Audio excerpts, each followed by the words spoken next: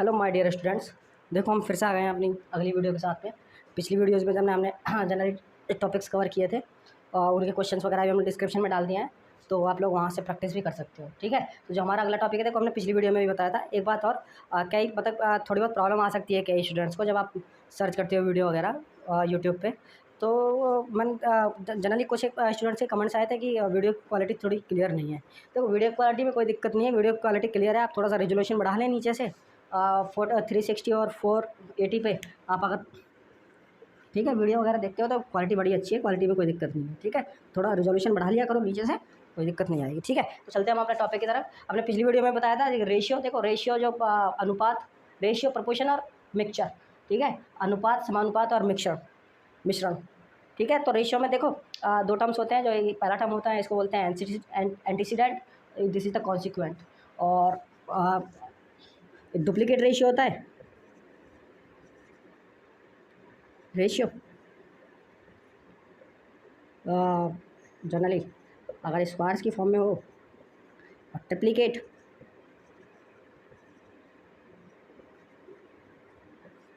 ठीक है, और सब डुप्लीकेट और सब ट्रिप्लीकेट।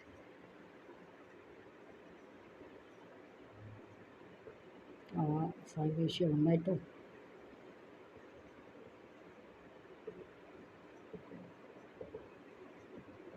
ठीक है, तो हाँ रेशियो में बस इतना ही है। जनरली जब क्वेश्चंस पूछे जाते हैं दैट इज किस तरीके से पूछे जाते हैं वो देखते हैं हम। जनरली कई बार बात पूछा जाता है कि जैसे आपको दे रखा है ए और बी का रेशियो दे रखा है कितना, 2:3, और बी और सी का रेशियो दे रखा है 3:5।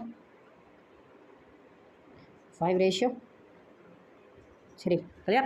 तो आपसे पूछ लिया जाता है ए और सी के बीच में रेशियो बताइए। ठीक है, तो ए और बी देखो जनरली है क्या, ए और बी का रेशियो दे रखा है 2:3, और बी और सी का रेशियो दे रखा है 5:3। इन दोनों में एक चीज़ कॉमन है, बी। ठीक है ना, बी कॉमन है तो रेशियो दोनों में अलग अलग है। तो अगर मैं बी को इक्वल कर दूँ, बी को अगर मैं इन दोनों में बी को इक्वल कर दूँ तो जो रेशियो आएगा वो मतलब पूरा हो जाएगा कंप्लीट। तो आप जैसे इसको अगर मैं मल्टीप्लाई करता हूँ 5 से और इसको मल्टीप्लाई करता हूँ 3 से, तो यहाँ 15 और यहाँ भी 15, दोनों जगह 15 आ जाएगा। तो ये टोटल कितना आ जाएगा, 10:15,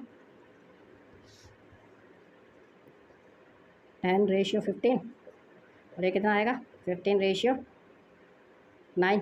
ठीक है, तो ए बी और बी सी का रेशियो आ गया। अब मैं क्या लिख सकता हूँ इसको, A ratio B ratio C, H to B to C, that is 10, 15, 9। क्लियर। तो अब चाहे अगर आपसे एच टू बी सी पूछा है तो ये कितना हो जाएगा। ठीक है, इस तरीके के क्वेश्चन आते हैं और इसको बोला जाता है कंपाउंड रेशियो। ठीक है, कंपाउंड रेशियो पूछा। ठीक है, तो ये तो था देखो जो इसके पीछे का जो मैथ्स होता है। जनरली हम करते कैसे हैं एग्जाम वगैरह में, कैसे क्वेश्चंस करने हैं आपको, और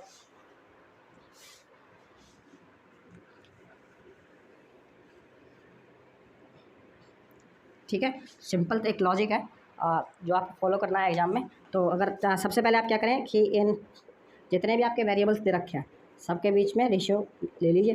ठीक है, अब करते कैसे हैं, जैसे ए का निकालना है तो इसको मल्टीप्लाई कीजिए, बी का निकालना है तो इसको और इसको मल्टीप्लाई कीजिए।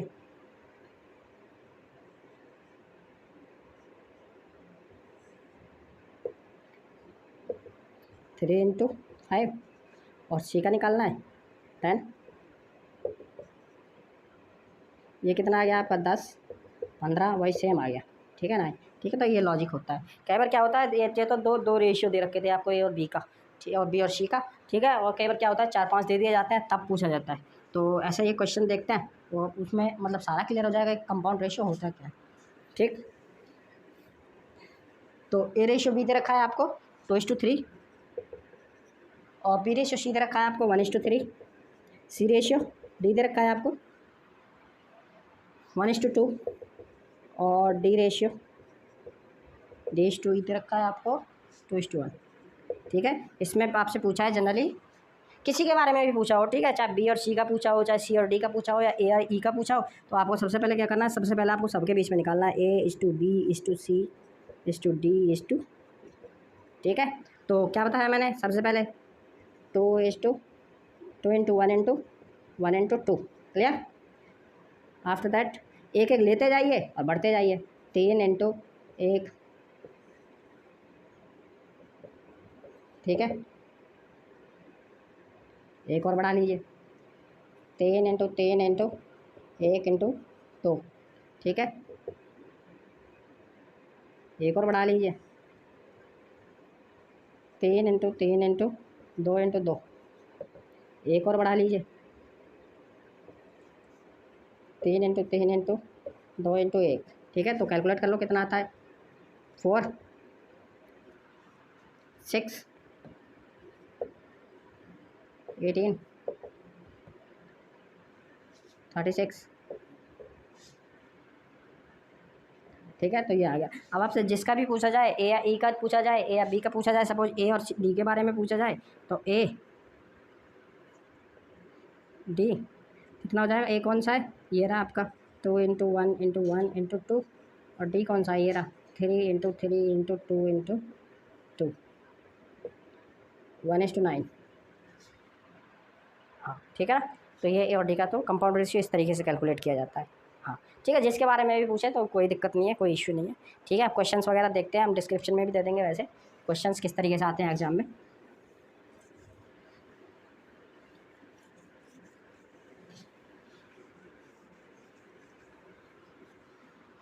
क्वेश्चंस किस तरीके से आते हैं देखो। क्वेश्चन क्या है, sum of the 3 numbers is 98। Sum of the 3 number is 98 is, ठीक है। 3 नंबर्स का जो योग दे रखा है, कितना दे रखा है, 98 दे रखा है। और फर्स्ट और सेकंड का जो रेशियो है that is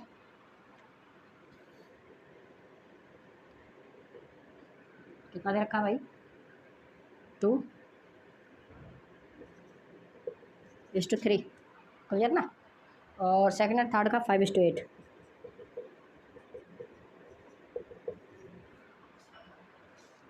five to second number find out करना है आपको।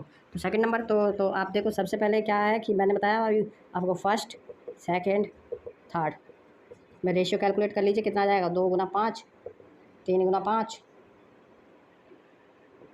3 गुना 8, ये कितना आ गया, 10:15, 24, क्लियर। सेकंड नंबर कैलकुलेट करना है आपको।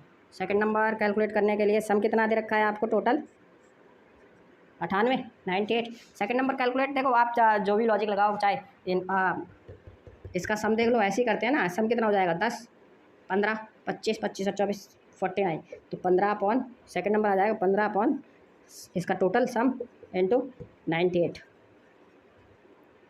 30 आ गया भाई, ठीक है। और फर्स्ट नंबर कैलकुलेट करना हुआ तो 10/49 इंटू 98, 20 आ जाएगा। और थर्ड नंबर कैलकुलेट करना हुआ तो 24, 49 इंटू 98, दैट इज 48, क्लियर। तो तीनों नंबर्स आ गए आपके। कोई भी वोट एवर जो भी आपसे पूछा जाए, कोई भी नंबर, ठीक है। तो इस तरीके से क्वेश्चन आते हैं और इस तरीके से कैलकुलेट किया जाता है, ठीक है। एक क्वेश्चन बड़ा ही अच्छा क्वेश्चन है, मैंने मिल्क का शायद पहले भी कराया था। तो 1 man add 3 litre of water in 12 litre of the milk, शायद करा दिया मैंने, पता नहीं उसमें कराया था शायद। चलो कोई बात नहीं, करा भी दिया तो दोबारा देखते हैं, ठीक है। 1 man add 3 litre of water, ये मिटा देता हूँ।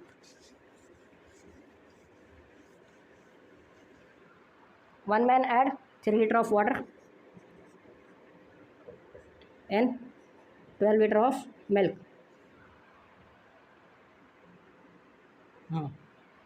ठीक है। add 4 liter of water, 10 liter of milk. 4 liter of water, 10 liter of milk. Then what is the ratio of milk into mixture? हाँ, ratio of milk into mixture.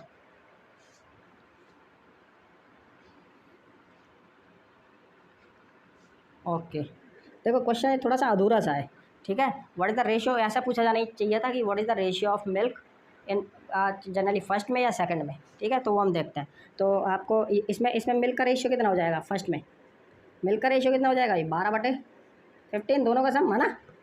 और second में milk का रेशियो कितना आ जाएगा,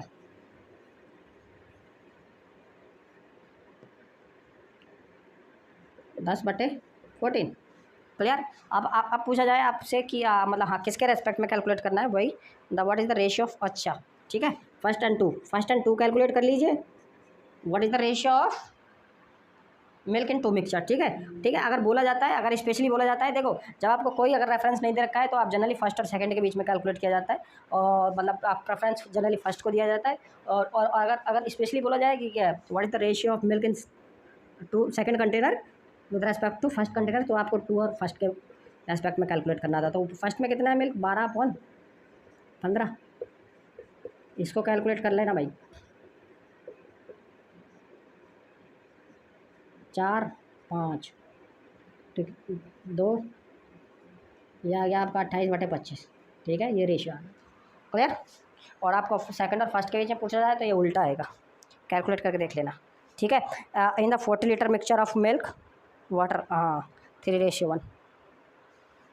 ठीक है, ये मिटा देता हूँ मैं थोड़ा। देखो यही क्वेश्चन जो मैं करा रहा हूँ ये इसमें भी आते हैं वैसे, मिक्सचर में मिश्रण। ठीक है, इसके क्वेश्चन और भी कराऊंगा मैं वैसे आपको, अभी ये देख लो। तो क्या है नेक्स्ट क्वेश्चन, क्या है, in the 40 litre mixture of milk, mixture दे रखा है आपको 40 लीटर, इसमें आपका मिल्क भी है और वाटर भी है, और रेशियो क्या दे रखा है, रेशियो दे रखा है 3:1, ratio of milk and water 3:1। That means इसमें 3 पार्ट पानी, सॉरी मिल्क है, 1 पार्ट पानी है। ठीक है, उसके how much water should be added to the mixture so that the ratio become, okay, ratio become 2:1। देखो इसमें कितना पानी और ऐड किया जाए जिससे हमारा जो नया रेशियो जो निकल करके वो ये आ जाए, 2:1 आ जाए। ठीक है, तो देखो इसमें सिंपल है वैसे तो, इसमें अगर 3 भाग पानी है तो 30 लीटर तो हो गया मिल्क, और वाटर कितना हो गया 10 लीटर। अब इसमें कितना पानी हम और ऐड करें जिससे मिल्क 2 पार्ट हो जाए। ठीक है, तो मेरे इसमें 5 लीटर आप पानी ऐड कर दीजिए, वाटर, तो ये कितना हो जाएगा इसमें 30 लीटर, और ये 15 लीटर, जो रेशियो आएगा दैट इज़ 2:1 आ जाएगा। सिंपल क्वेश्चन है। ठीक है, बेसिक देखो क्वेश्चन को ब्रेक कर दो, उसमें मैंने पहले ही बताया था कि क्वेश्चन हलवा बन जाएगा, स्टेटमेंट का अकॉर्डिंग करते जाओ, कोई दिक्कत नहीं आएगी। ठीक है ना, तो 5 लीटर पानी आप जैसे ऐड करोगे इसमें,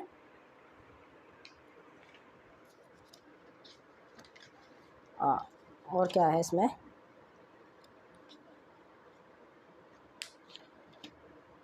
एक क्वेश्चन और ऐसा ही है, in the 30 litre mixture milk and water are in the ratio of 7 and 3। ठीक है, find the water to add to make the this ratio 3:7। ठीक है, 7 and 3 रेशियो दे रखा है, और जो आपको जो है कि वो ऐड करना है, इसमें पानी कितना ऐड करें,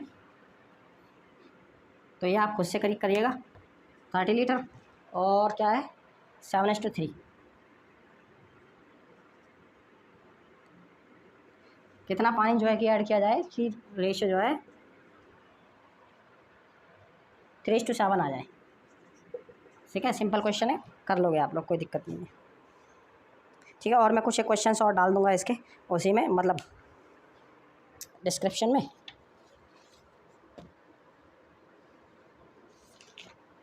okay, simple interest, compound interest.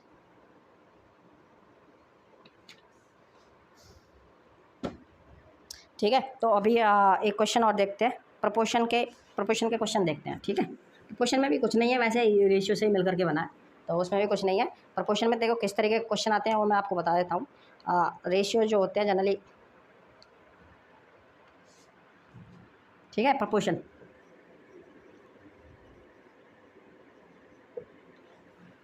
ठीक है, जैसे आपको कोई वैल्यू दे रखी है A/B/2:3। ठीक है, इसको बोलते हैं हम प्रोपोर्शन या समानुपात, जो भी बोला जाता है, A/B = इसका मतलब ही होता है दैट इज 2/3।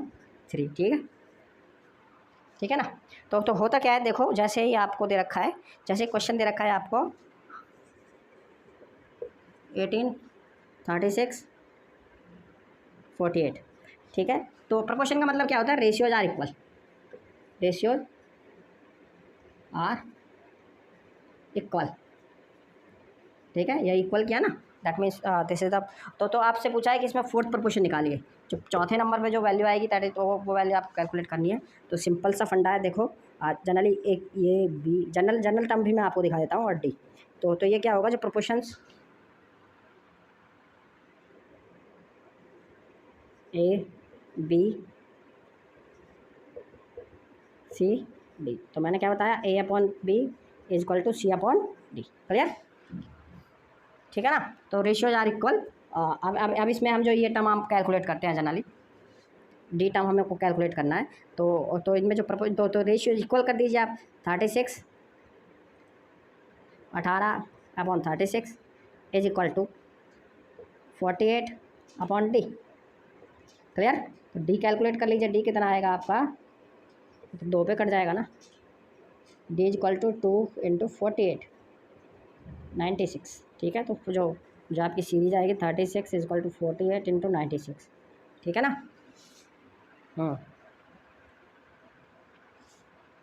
सॉरी, हाँ 96 है ना, 96। क्लियर? तो आप देखो कई बार था ये फोर्थ प्रोपोर्शन था, और अगर कई बार थर्ड प्रोपोर्शन के बारे में पूछ लिया जाता है, दो आपको रेशियोज दे रखे होते हैं और पूछा जाता है कि थर्ड प्रोपोर्शन। ठीक है, जैसे एक क्वेश्चन है तो इसमें देखो, इसमें क्या होता है, A ratio B, B ratio C। तो A/B is equal to B/C। तो यहाँ से B का square is equal to AC, B कितना आ जाता है √AC। ठीक है, थर्ड प्रोपोर्शन के बारे में जब पूछा जाए तो ऐसा किया जाता है, और ये जनरली ज्योमेट्रिक मीन होता है। जब हम आपको AP और GP पढ़ाएंगे तब बताएंगे। ठीक है, ज्योमेट्रिक मीन होता है वैसे। ठीक है, हाँ तो क्वेश्चन क्या दे रखा है, क्वेश्चन दे रखा है आपको, हाँ वही देखो सेम क्वेश्चन है 18 36, और आपसे पूछा गया है थर्ड प्रोपोर्शन बताइए। ठीक है, तो तीसरा वाला प्रोपोर्शन आपको बताना है, दैट इज तो 18/36 36 ठीक है, मान C, थर्ड प्रोपोर्शन C मान लिया, तो कितना आ जाएगा, C कितना आएगा हमारा 36 × 36 डिवाइडेड बाई 18, ये आ गया अपना 72। ठीक है, तो थर्ड प्रोपोर्शन 72 आ गया। कई बार क्या होता है, इन दोनों के बीच में भी पूछ लिया जाता है। ठीक है, what is the number between this and this proportion, what is the proportion between this and this. ठीक है ना, तो जब बीच में पूछा जाता है तो क्या आएगी, एक बी फिर उसको मानेंगे बीच वाले को, और 36 तो कितना आएगा 18/B is equal to B/36। तो B² इज इक्वल टू 18 × 36। ठीक है, इसको कैलकुलेट कर लेना, जितना भी आया वो थर्ड प्रोपोर्शन आ जाएगा। ठीक है, तो प्रोपोर्शन मेरे हिसाब से समझ में आ गया होगा। कुछ नहीं है, सिर्फ रेशियोज को इक्वल करके उस वैल्यू कैलकुलेट करना है और कुछ नहीं। ठीक है, प्रोपोर्शन आप देखो दो टाइप के होते हैं जनरली, एक डायरेक्ट प्रोपोर्शन, एक इनडायरेक्ट प्रोपोर्शन। मैं बता देता हूँ मैं।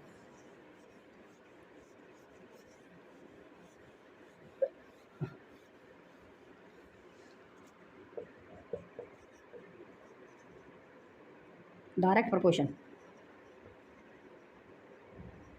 एक होता है इनडायरेक्ट प्रोपोर्शन।